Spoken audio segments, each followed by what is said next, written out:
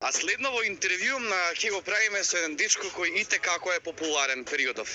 Тој на 37-ми на Билјанини извори настапува заедно со мега популарниот рапер кој доаѓа од Србија Раста и на новата сензација Маја Беровиќ. До мене го имам Таско, кој моментално е популарен со новата песна Уби ме. Таско направи летен хит. Одма после тој летен хит гледам те пуштаат по радиостаници, многу ми е мило.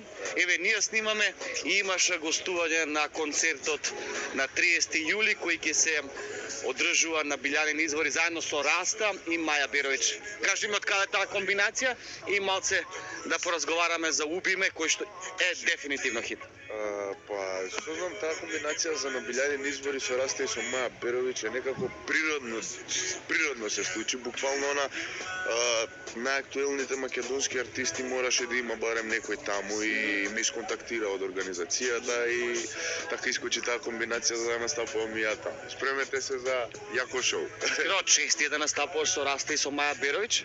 Па да, моментално едни од најпопуларните изводувачи на Балканот, па и пошироко може да кажам и Европа, така да притисокот и честа се огромни. Ај сега кажи ми малце за летниот хит Убиме. Како настана? Гледам има доста интересни, позитивни коментари кај јавноста. Те слушаат младите, веќе почна да полниш дискотеки, веќе на Инстаграм си активен. Подолго време, да, мислам, знаеш како е тоа се деси некако природно. Так, Убиме е некоја као летна балада, сакав да извадам некоја посериозна песна на страна од оние клубски бенгери што ги правиме константно. И не знам, убаво поминува моментално, така да и коментарите се позитивни, луѓето што ја слушнаа сите се као ова е една од најдобрите песни, така. Кажи ми, сам си ја напиша? Текстот? Да. Посветен на некоја девојка од предходниот? Па види, не.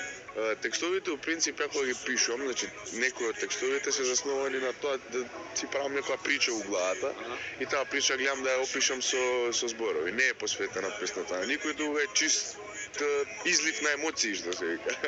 Сега вака, за да не биде онака малце досадно интервјуто, ќе му направам, тоест ќе му поставам некој прашање кој ви поставам мојата рубрика Вистина или предизвик. Едното прашање ќе почнеме вака, дали некогаш си гледал геј порнофилм? Не. Никогаш? Никогаш.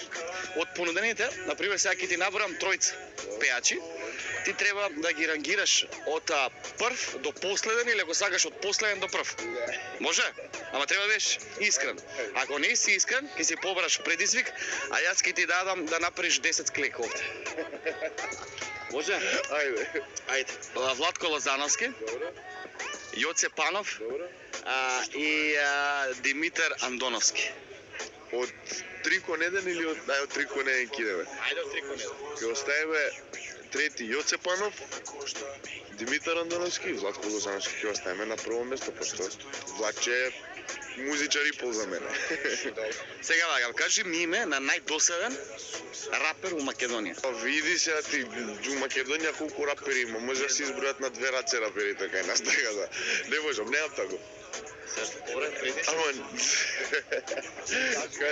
кај да правам 10 склека. Што се денови носиш ти немири кошмари, која си ти? Напред две жени од македонската естрада на кои се палиш, на кои се ложиш, кои ти се симпатии. Не. Значи не се палам, не се ложам на жените, меѓутоа убави жени, привлечни жени од македонска естрада било кој? Мислам естрада. Манекенки, водителки, пејачки, глумици, политичарки. Малвани од македонскиот јавен живот. Лила Филиповска и Маријана.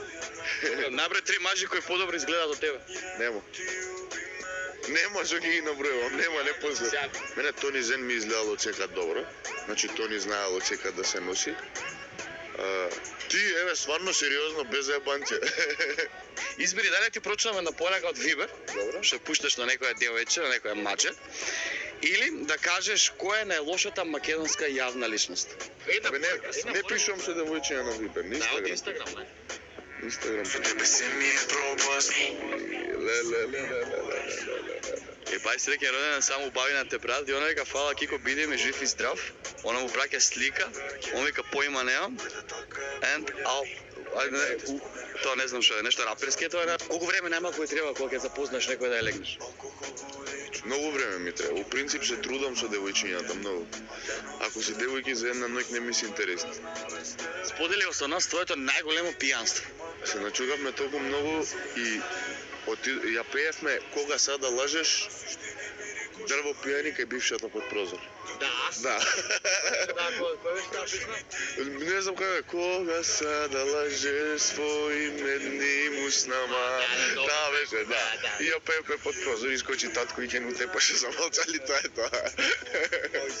Таско, фала ти многу. Имаш интересен разговор со тебе.